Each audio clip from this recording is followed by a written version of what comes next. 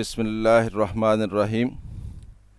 Students, आप देख रहे हैं प्रैक्टिकल्स की सीरीज़ के साथ एजुकेशनल चैनल KMCH DAE के लिए प्रैक्टिकल्स की ये सीरीज़ है। सब्जेक्ट है हमारा अप्लाइड फिज़िक्स और आज हमने प्रैक्टिकल करना है प्रिंसिपल ऑफ मोमेंट्स के बारे में। ये एक्सपेरिमेंट नंबर 11 है और एक्सपेरिमेंट है प्रिंसिपल ऑफ मोमेंट्स से किसी शय का वज़न मालूम करें। Find weight of a body by using principle of moments. तो ये हमारा एक्सपेरिमेंट है, देखते हैं इसको कैसे करना है। इस प्रैक्टिकल के लिए जो हमें अपरेटस चाहिए, शार्प वेज चाहिए, वेट बॉक्स चाहिए, मीटर रॉड, धागा और वो वेट जिसको हमने मालूम करना यानी नामालूम वेट। तो ये हमें इसमें अपरेटस चाहिए। एक दफ़ा फिर देख लें, शार्प वेज चाहिए, वेट बॉक्स चाहिए, मीटर रॉड चाहिए, धागा चाहिए और नामालूम वेट चाहिए। अपरेटस को कैसे सेट करना है ये आप देख लें, आपके सामने ये अपरेटस सेट किया हुआ है। इस तरह से हमने इस अपरेटस को सेट करना है। तो देखते हैं हम इसके स्टेप्स क्या हैं, किस तरह से हमने इसको परफॉर्म करना है, प्रोसीजर इसका तरीक़ाकार। स्टेप नंबर 1, मीटर रॉड को शार्प वेज पर बैलेंस करके उसका सेंटर ऑफ ग्रेविटी मालूम करें। सेंटर ऑफ ग्रेविटी क्या होता है? ये किसी भी बॉडी का वो पॉइंट जिस पे उस बॉडी का पूरा वेट एक्ट कर रहा होता है। इस पॉइंट के ऊपर बॉडी जो है उसको बैलेंस किया जा सकता है अगर उसके नीचे कोई सपोर्ट दे दी जाए तो हमने एक मीटर रॉड लेना है और एक शार्प वेज लेना है। शार्प वेज को टेबल पे रखना है, मीटर रॉड को उसके ऊपर रखना है और उसको उसके ऊपर बैलेंस करना है। जब वो बैलेंस हो जाए तो वो पॉइंट जो होगा वो उसका सेंटर ऑफ ग्रेविटी होगा। हमने उसके ऊपर हल्का सा निशान लगा लेना है कि ये इसका हमने सेंटर ऑफ ग्रेविटी मालूम कर लिया है और उसको नोट भी कर लेना है कि फ़र्ज़ कर लें उसको 50 सेंटीमीटर पे वो बैलेंस हुआ है तो हमने नोट कर लेना है कि इसका सेंटर ऑफ ग्रेविटी जो है वो 50 सेंटीमीटर पे है। तो ये हमारा स्टेप नंबर 1 होगा।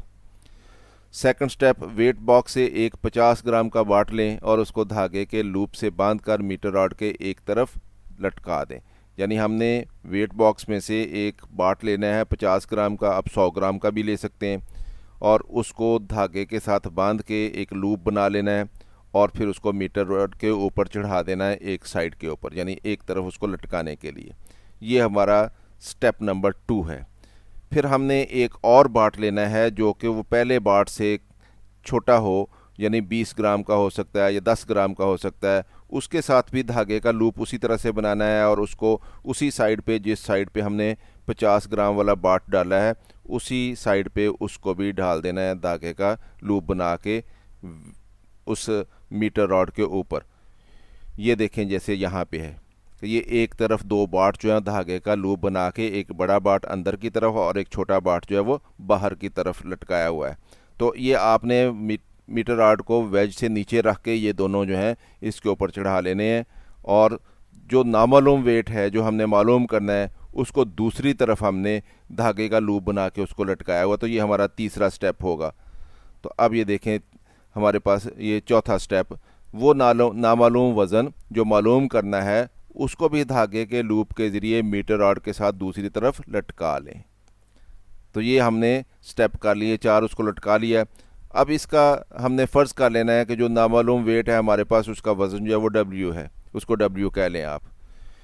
नंबर 6 स्टेप, मीटर रॉड को शार्प वेज पर इस तरह रखें कि उसका सेंटर ऑफ ग्रेविटी बिल्कुल शार्प वेज के ऊपर हो। यानी हमने उसका सेंटर ऑफ ग्रेविटी मालूम किया था 50 सेंटीमीटर है, तो हम अब उसको जब दोबारा शार्प वेज के ऊपर रखेंगे इन वेट के साथ तो उसका शार्प वेज का जो वेज है उसके ऊपर वो 50 सेंटीमीटर ही आना चाहिए, यानी सेंटर ऑफ ग्रेविटी उसके बिल्कुल ऊपर आना चाहिए। जिस तरफ 2 मालूम वज़न के बाट लटकाए हैं उनमें से छोटा बाट जो है अब उसको बाहर की तरफ होना चाहिए और जो बड़ा बाट है वो अंदर की तरफ होना चाहिए। तो 8वां स्टेप फिर हमारा ये होगा कि हमने मीटर रॉड को शार्प वेज के ऊपर रख दिया और उसका जो पॉइंट था सेंटर ऑफ ग्रेविटी वाला वो शार्प वेज के ऊपर है बिल्कुल। अब हमने इसको बैलेंस करना है इस मीटर को, जैसा कि फिगर में आपको बैलेंस किया हुआ दिखाया है। तो छोटे वज़न को आगे पीछे मूव करें, हरकत दें, ताकि मीटर रॉड जो है वो बैलेंस हो जाए। तो हमने उसको हरकत देनी है। अगर उसको हमने आगे मूव करना है तो टॉर्क बढ़ जाएगा, अगर उसको पीछे मूव करें अगर उसको पीछे मूव करेंगे तो टॉर्क बढ़ जाएगा, अगर उसको आगे मूव करेंगे तो टॉर्क उसका कम हो जाएगा। इस तरह से उसको आगे पीछे हरकत दे के तो हमने मीटर रॉड जो है उसको बिल्कुल शार्प वेज के ऊपर बैलेंस कर लेना है। तो हमारा 9वां स्टेप ये होगा कि जब मीटर रॉड शार्प वेज पर बिल्कुल बैलेंस हो जाए तो तमाम अवजान की पोजीशन नोट करनी है। अब हमने ये हमारा 9वां स्टेप होगा। जब हम उसको बैलेंस कर लेंगे, जैसे आपको दिखाया है फिगर में बैलेंस हुआ, तो फिर अब हमने क्या करना है, हमने वो जितने वज़न लटकाए हैं उन सब का पोजीशन नोट करनी है कि वो किस मीटर रॉड के ऊपर किस किस पोजीशन पे है। फ़र्ज़ करें ये पोजीशन इस तरह से आ जाती है, यानी अगर हमारा स्टेप जो है इस तरह से कि position of weight W1 is A. W1 कौन सा था, जो हमने बड़ा वेट लटकाया हुआ। Position of W2 is B, position of W is C, position of centre of gravity is G। इन चारों चीज़ों की पोजीशन जो हमने मार्क कर लेनी है। G का तो हमें पता है वो 50 सेंटीमीटर पे है, तो इसी तरह से हमने देख लेना कि W1 वो कहाँ कितने सेंटीमीटर पे है, W2 कितने सेंटीमीटर पे है और W कितने सेंटीमीटर पे है, जो नामालूम वेट है वो कितने सेंटीमीटर पे। उनकी पोजीशंस को पहले हमने मार्क कर लिया कि उनकी पोजीशंस जो हैं वो A, B और C हैं। 11 नंबर स्टेप हमारा ये होगा कि तीनों अफजान का सेंटर ऑफ ग्रेविटी से डिस्टेंस मालूम करना है कि सेंटर ऑफ ग्रेविटी से वो कितने कितने फासले पे हैं। जो W1 वेट हमारा होगा जो कि ए पोजीशन पे है और सेंटर ऑफ ग्रेविटी कहाँ पे है, जी पोजीशन पे है, तो उसका जो डिस्टेंस हो जाएगा वो ए जी बनेगा। और जो W2 का डिस्टेंस बनेगा वो बी पे है और उसका जी से डिस्टेंस बी जी बनेगा। और जो W है वो सी पॉइंट पे है तो उसका डिस्टेंस जो है वो सी जी बनेगा। तो इस तरह से हमने इन सब का डिस्टेंस जो है वो नोट कर लेना है। तो ये इस स्टेप नंबर 12 में पोजीशन की बजाय हम यहाँ पे डिस्टेंस लिखेंगे। Distance of W1 is A G, distance of W2 is B G, distance of W is C G. तो ये डिस्टेंस नोट करने हैं हमने सारे यहाँ पे। नंबर 13 स्टेप हमारा फिर क्या होगा, जो वज़न है और उसका जो सेंटर ऑफ ग्रेविटी से डिस्टेंस हमने मालूम किया उनको आपस में ज़रब देनी है, और ज़रब देने से क्या निकलेगा, उसका मोमेंट निकलेगा। वज़न और उसका सेंटर ऑफ ग्रेविटी से जो डिस्टेंस है उसको ज़रब देने से उस वज़न का मोमेंट निकलेगा। इस तरह से हमने तमाम तीनों वज़न जो हैं W1 का भी मोमेंट निकाल लेना है, W2 का भी मोमेंट निकाल लेना है और W का भी मोमेंट निकाल लेना है। अब जो मोमेंट क्लॉकवाइज हैं और जो मोमेंट एंटी क्लॉकवाइज हैं उनको जमा कर लेना है। क्लॉकवाइज मोमेंट क्या होते हैं, वो फोर्स जो जिस्म को क्लॉकवाइज घुमाएगी उसका मोमेंट जो है वो क्लॉकवाइज मोमेंट कहलाता है, और जो फोर्स जिस्म को एंटी क्लॉकवाइज घुमाए उसका मोमेंट एंटी क्लॉकवाइज कहलाता है। तो हमारे पास W1 और W2 जो हैं वो एक तरफ हैं, वो उसको एक तरफ को घुमाएंगे, और W जो है वो दूसरी तरफ है, वो उसके अपोजिट डायरेक्शन में घुमाएगा। तो इस तरह से हमने क्लॉकवाइज और एंटी क्लॉकवाइज मोमेंट्स जो हैं उनको जमा कर लेना है। 15 नंबर स्टेप हमारा ये है कि जब कोई बॉडी इक्विलिब्रियम में होती है तो उस पर अमल करने वाले क्लॉकवाइज टॉर्क और एंटी क्लॉकवाइज टॉर्क मोमेंट्स जो हैं, क्लॉकवाइज मोमेंट्स और एंटी क्लॉकवाइज मोमेंट्स जो हैं वो आपस में बराबर होते हैं। ये हमारा प्रिंसिपल ऑफ मोमेंट्स है। प्रिंसिपल ऑफ मोमेंट्स के मुताबिक किसी बॉडी को जब हम इक्विलिब्रियम में ले आते हैं तो उस वक्त उसके ऊपर जो मोमेंट्स लग रहे होते हैं वो क्लॉकवाइज मोमेंट्स का सम और एंटी क्लॉकवाइज मोमेंट्स का सम आपस में बराबर होता है। तो ये हमारा 15 नंबर स्टेप है। इसमें हमने ये देखें 16 नंबर स्टेप में अब हमने ये मोमेंट्स जो हैं वो कैलकुलेट कर लिए। W1 उसका कितना डिस्टेंस था, AG, W1 ज़रब AG ये उसका मोमेंट हो गया, प्लस W2 ज़रब BG ये W2 का मोमेंट हो गया। ये दोनों क्योंकि एक तरफ थे हमने इनको सम कर लिया दोनों को। दूसरी तरफ एक ही मोमेंट था, वो W था, फोर्स लग रही थी और उसका डिस्टेंस कितना था CG, तो ये बराबर होगा W ज़रब CG, यानी दोनों तरफ के मोमेंट्स बराबर होंगे क्योंकि बॉडी इक्विलिब्रियम है। इस इक्वेशन से हम W निकालना है तो CG को हम दूसरी तरफ ले जाएंगे, वो नीचे चला जाएगा। तो W is equal to W1 ज़रब AG प्लस W2 ज़रब BG बटा CG। अब ये इक्वेशन हमारे पास आ गई है वेट के लिए। कौन सा वेट है ये? W, नामालूम वेट, ये उसके लिए इक्वेशन आ गई है। अब इस इक्वेशन में हम ये सारी वैल्यूज़ पुट करेंगे।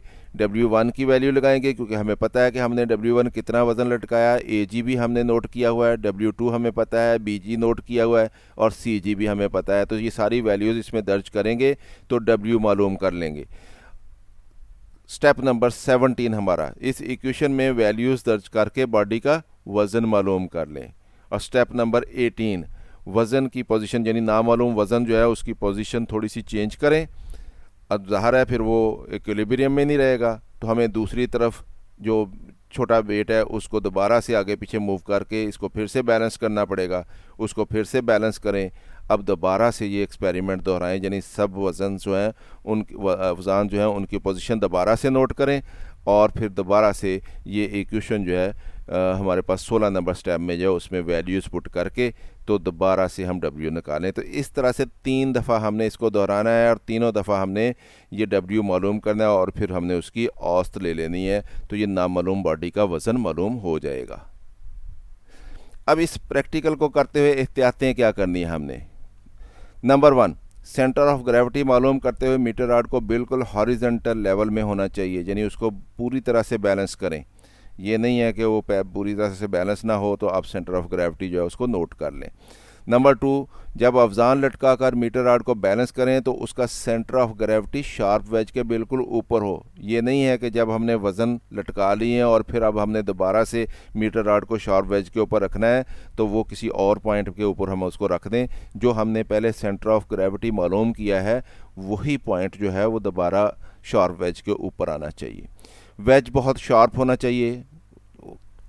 और नंबर 4 पे मुकम्मल बैलेंस हासिल करने के लिए छोटा वज़न लाजमी इस्तेमाल करें। जो हमने वेट इस्तेमाल किया है बाहर की तरफ छोटा, तो उससे जो फ़ाइन बैलेंसिंग जो है वो इसकी हो सकती है, उसको थोड़ा बहुत आगे पीछे मूव करके हम इसको बैलेंस कर सकते हैं। और धागा जो है वो जब वेट हमने लटकाए हुए हैं तो धागा जो है मीटर रॉड के स्केल के ऊपर वो तिरछा नहीं होना चाहिए, कि ये नहीं है कि वो हमें पता ही ना चले कि एग्जैक्ट किस पॉइंट के ऊपर है, तो इसलिए उसको मीटर रॉड के ऊपर धागा जो है वो सीधा होना चाहिए। तो ये हमारे पास एहतियातें थी इस प्रैक्टिकल को करने के लिए। अब हम देखते हैं कि इस प्रैक्टिकल को हमने फिगर कैसे बनानी, इसकी डायग्राम कैसे बनानी। ये आपके सामने एक शार्प वेज दिखाया गया है, उसके ऊपर मीटर दिखाया गया है, सेंटर ऑफ ग्रेविटी 50 पे दिखाया गया है, उसको G पॉइंट कहा है हमने। एक वेट W2 लटकाया गया है जो कि बड़ा वज़न है, उसकी पोजीशन B है, और W1 जो है ये छोटा वेट है, ये बाहर की तरफ है, इसकी पोजीशन A है। और W वेट जो हमने मालूम करना है उसको दूसरी तरफ लटकाया गया है, उसकी पोजीशन जो है वो C है।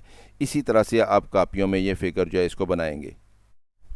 किस तरह से हमने इसको बैलेंस किया है, ये मीटर रॉड है, इसको बैलेंस कर दिया है, इसके ऊपर वज़न जो है ये शार्प वेज है, ये मीटर रॉड इसके ऊपर बैलेंस किया हुआ है, ये इसका सेंटर ऑफ ग्रेविटी है, ये वज़न है जो हैवी है, ये अंदर की तरफ लटकाया है हमने।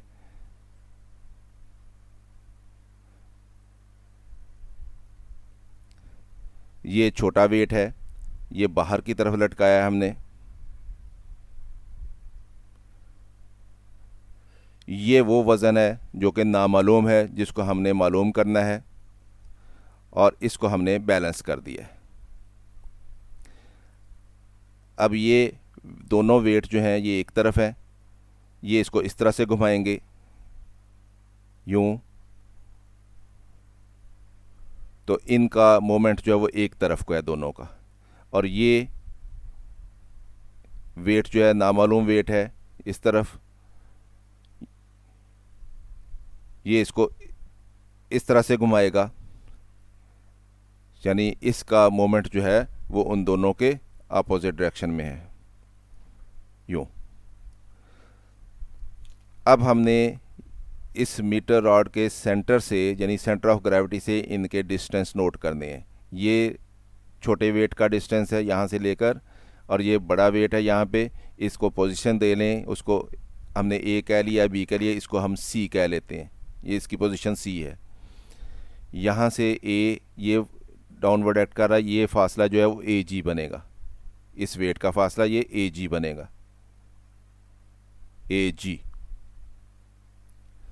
इस फोर्स को और इस ए जी को मल्टीप्लाई करेंगे, इसका टॉर्क निकला, ये दूसरा वज़न है, इसका ये फासला बनता है ये वाला, यहाँ से यहाँ तक, ये बी जी बनेगा, और ये फोर्स और इस बी जी को मल्टीप्लाई करेंगे तो इसका मोमेंट निकल आएगा। तो ये दोनों मोमेंट एक तरफ है, इनको जमा कर लेंगे दोनों को,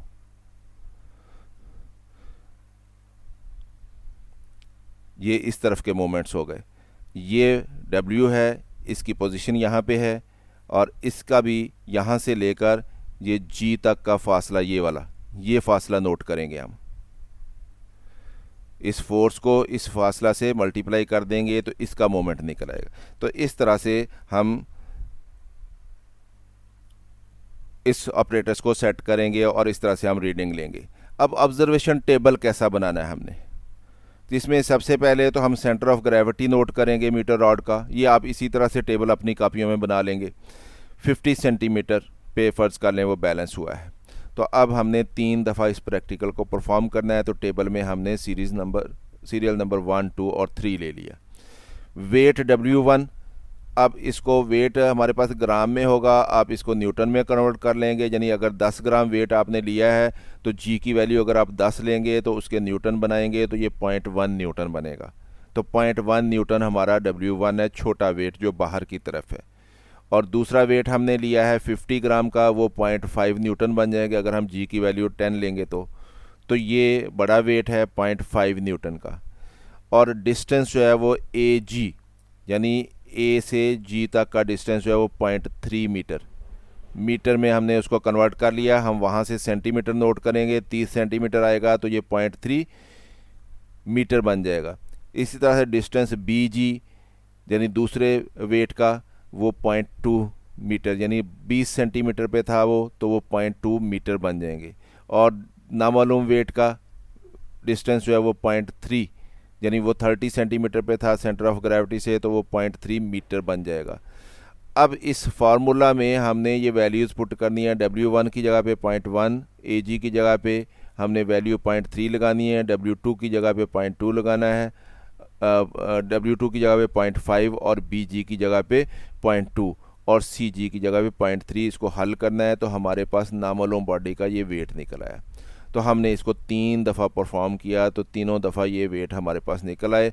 हमने इन तीनों को जमा करना है, 3 पे तकसीम करना है, तो हमारे पास ये 0.565 न्यूटन आ जाता है। इसको हम ग्राम में कन्वर्ट करेंगे तो 56.5 ग्राम, यानी नामालूम बॉडी का वज़न हमने मालूम कर लिया कि वो 56.5 ग्राम की है।